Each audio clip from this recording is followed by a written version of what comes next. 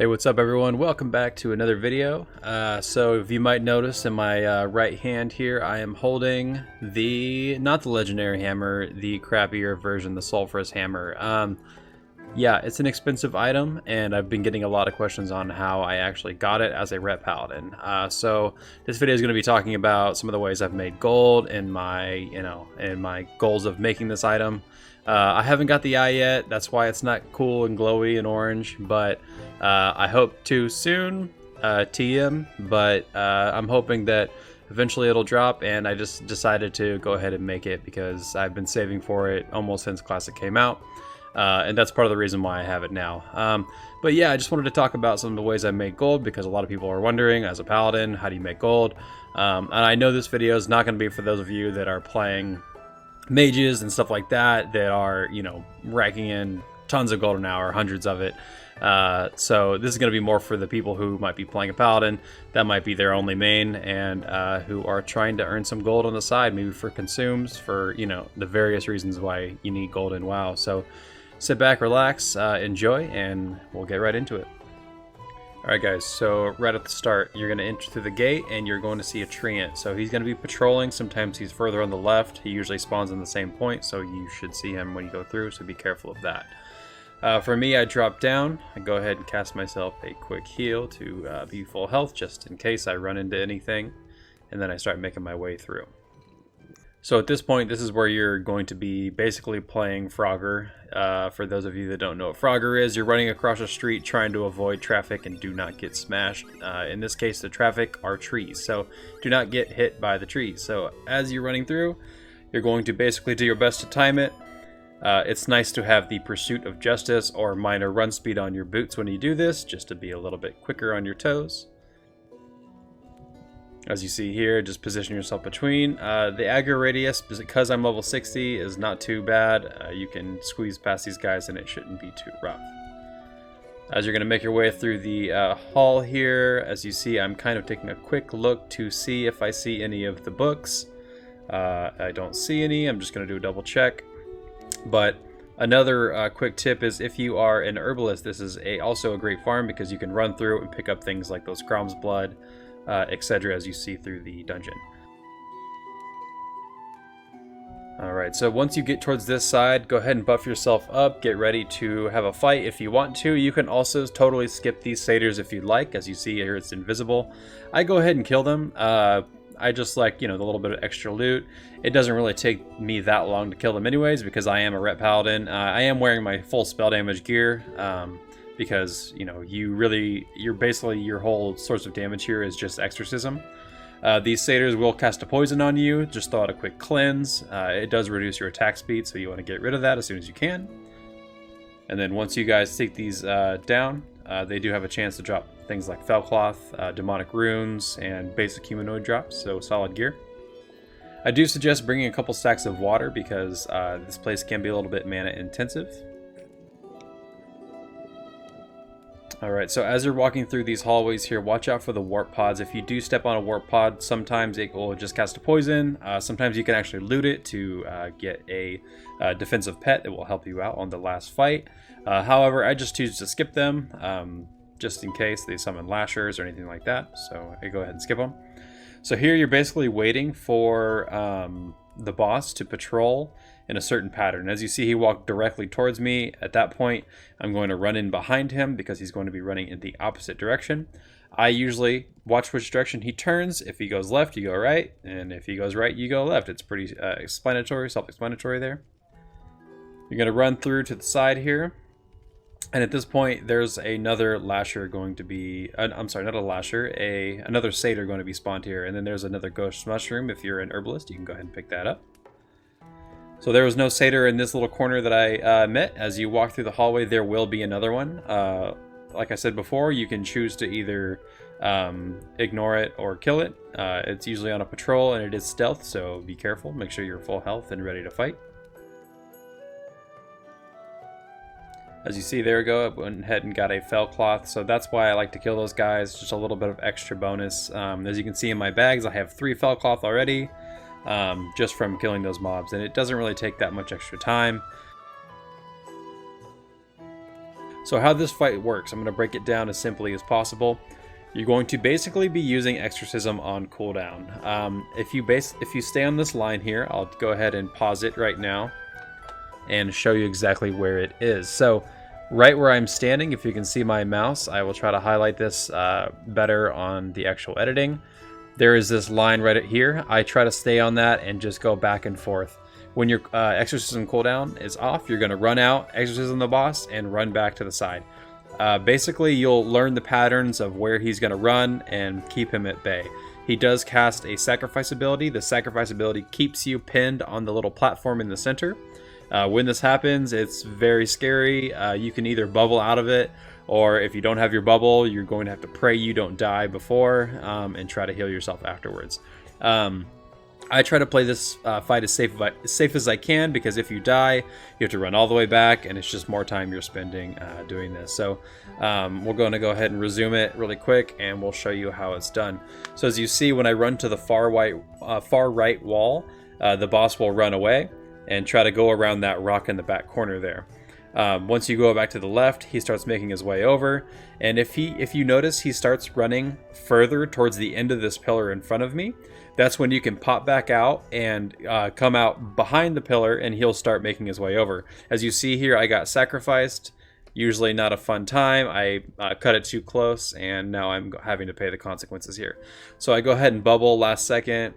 I thought maybe I could live. It looks like not. Cast up some heals, and then we're going to get ourselves right back in position. So this shows you that you can have a little hiccup and you will be just fine.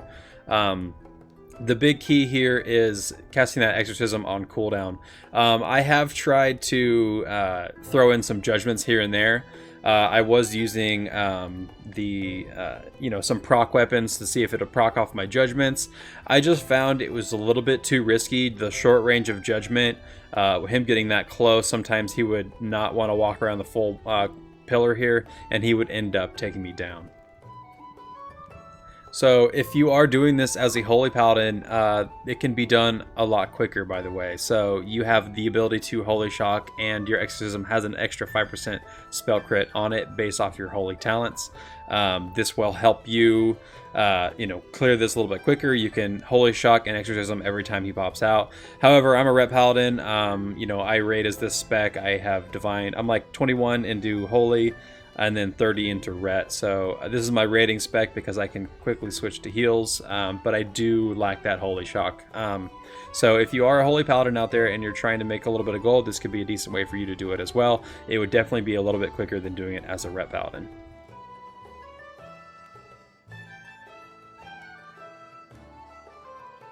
Also, just a quick mention, I understand that this is a longer farm. It takes about 20 minutes to clear this and get to the arcane crystals. However, I did enjoy this because I did try some outside farming of arcane crystals by myself, and doing so you run into horde. At the time also, when I was outside farming, I was on Faralina, very high population server, and so it was almost rare to run into an actual crystal vein, a thorium vein, without seeing any competition. So I like this farm because once you get into the pattern of it, it becomes very easy.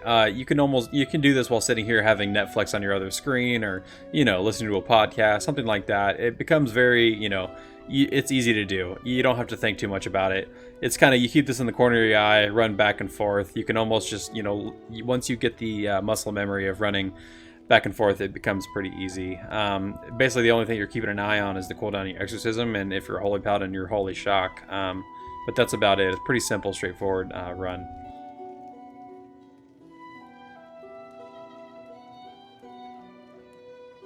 Another suggestion for this type of run is equipping all of your spell damage gear.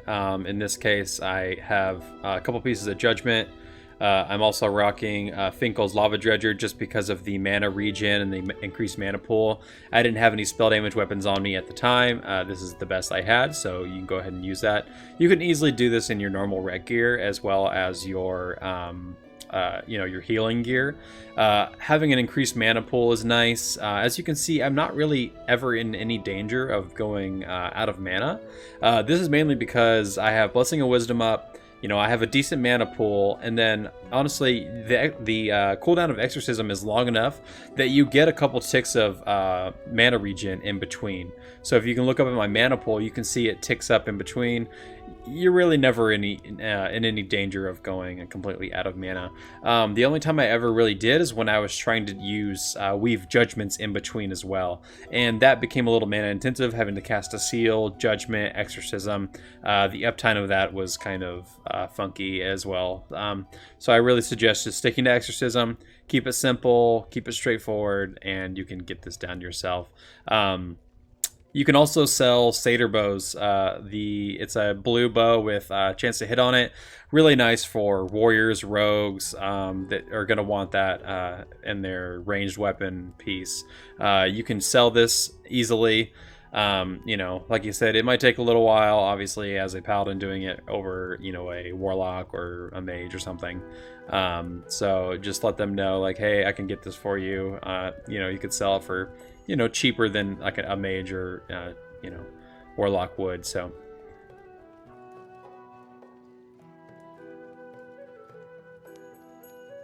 So also, once you get him down into the 20% zone, you can start casting Hammers of Wrath. This is where your damage is going to start picking up. Pop out Exorcism, pop out Hammer of Wrath. But still be careful of that sacrifice, because you would hate to wipe at this point. So I would do your best, pop out, cast one, and then try to go out and, you know, do the other. So try to weave them in the best you can. As you see, sacrifice got cast, and I cut it real close there, but luckily I was fine. You can also, at this point, when you're pretty low, if you got your bubble up, you can just run in and commit. As you see there, I cast the hammer, and he died as I got portaled to the thing. So just something to be wary of. Boom, there you go. Picked up a couple items. As you can see, they have a decent vendor price, you know, a couple gold each. I got the a Librum of Focus there, which was pretty nice. As you can see, my auction house saying on average it's about 40 gold. As well as I picked up this book for rogues, which, you know, not much, you know, 50 silver or so. Here you can slow walk, use your RP walk to walk off the edge. You can't angle it and just jump off. I'd like to RP walk just for the just for ease of it.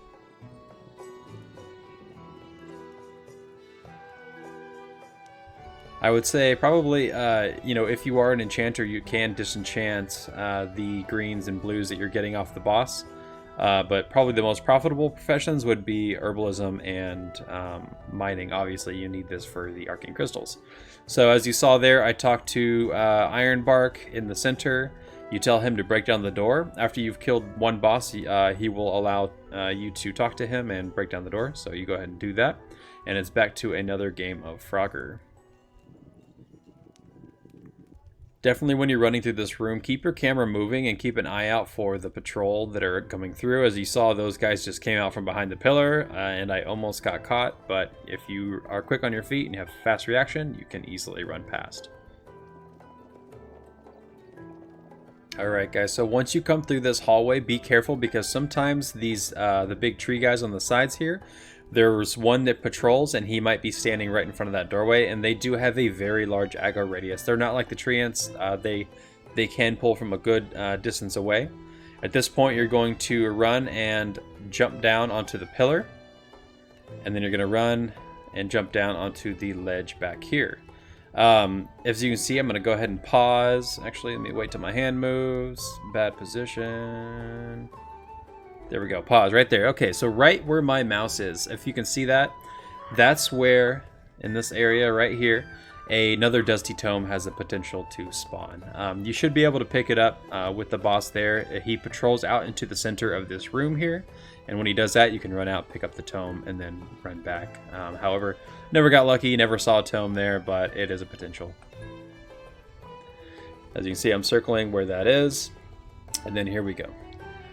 So, same tactic here with this boss. You're going to run up into this ledge. The boss will then run further back against this wall and then start to run back towards you. So the whole game here is jumping back and forth between the rock and the ledge.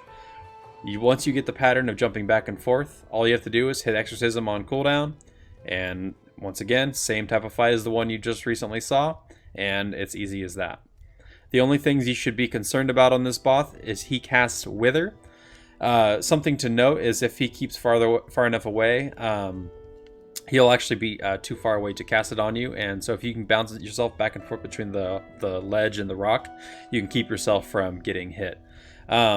However, he does cast another ability called Enervate. This one drains your mana, so you want to dispel this one as fast as possible. So the key things to note on this fight: cleanse as soon as you see something casted on you, cleanse it immediately, and then just keep Exorcism on cooldown, and just keep this jump back and forth between the wall. And then as a paladin, you cast yourself a couple heals here and there. Because I am 21 points into holy, I have divine favor, so just in case I need those big heals, I can throw that out. And basically, as you see, wither, cleanse, cast another innovate, cleanse, and just exorcism on cooldown as quick as you can.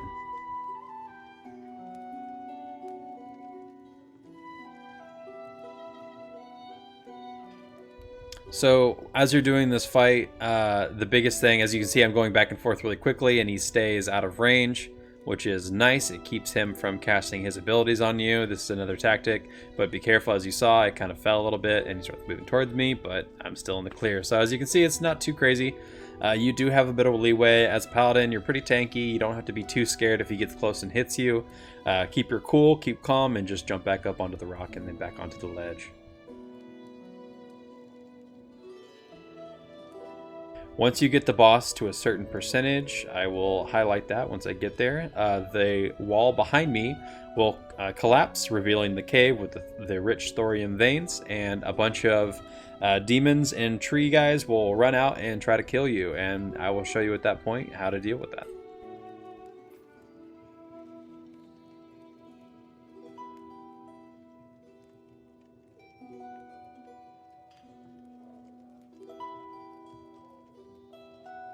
Alright guys, so as you can see, I'm checking the door right here because once his health bar is right about where that E in the is. I'll go ahead and zoom in here so you can see exactly.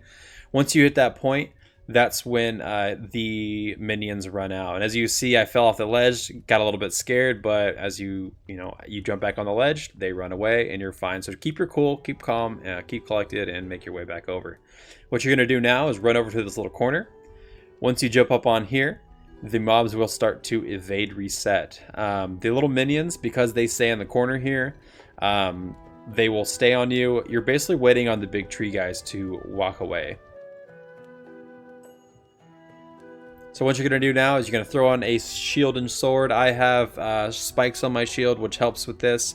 You're basically going to jump down, throw down a consecrate, hit your bubble, and then throw down a Holy Wrath. So here, as you can see, I'm Holy Wrathing right now. Boom, I got them all, and I'm going to run back to the rock that we were resetting on. Jump up, jump onto the ledge, and you will see all the lashers run back around to the edge. Once they get as far away as possible, you're going to turn around and run. Be careful of the damage here. You can heal if you're on the ledge if you got a little bit too low.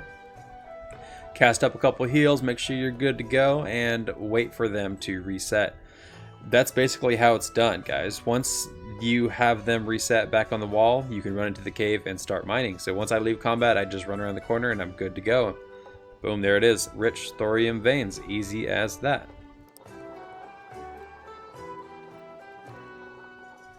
Alrighty guys, so let's talk about the talents super quick. Really, I did this as a 21-0-30 spec. I have a video about that spec. It's my quote-unquote dual spec, as I call it. You're down into Divine Favor for those big crit heals. You have Illumination, Improved Healing Light, Lay on Hands, but you're fully down into Retribution Tree for Vengeance, Seal Command, all that fun stuff with Sanctity Aura. However, with this run, if you're using this as your gold farm, and you want to speed it up a little bit, I would definitely spec down into Holy. That's going to speed it up a bit. You're going to have Holy Shock, that little bit extra damage. You're going to have Holy Power for the 5% extra Holy Crit. This works on your Exorcism, guys, so that extra 5% crit is going to go a long way. The other thing to note is Improved Blessing of Wisdom, 20% increased on that. That's going to just increase your mana regen. However, you saw there, I never really got close to going However, I don't know, your guys' gear could be a little bit different. You could have a full AP build, and you might need that little bit extra wisdom. So there you go. Consecrate, obviously, another key ability to have. But not always necessary. You can just Holy Wrath the guys to the end and you should be okay. Alrighty guys, and that's the run. It's pretty simple, pretty straightforward. I'm not going to put a gold per hour on this one because it can be very RNG. One run you might get 3 crystals, the next run you might get 0. So it's all up in the air. This is just something I like to do, you know, to make a little bit of gold on the side. I did this a lot in making my hammer because you need quite a bit of Arcanite bars, and Arcane Crystals is what you need for it. So yeah, thanks for watching. I appreciate all the support. Good luck out there and have fun.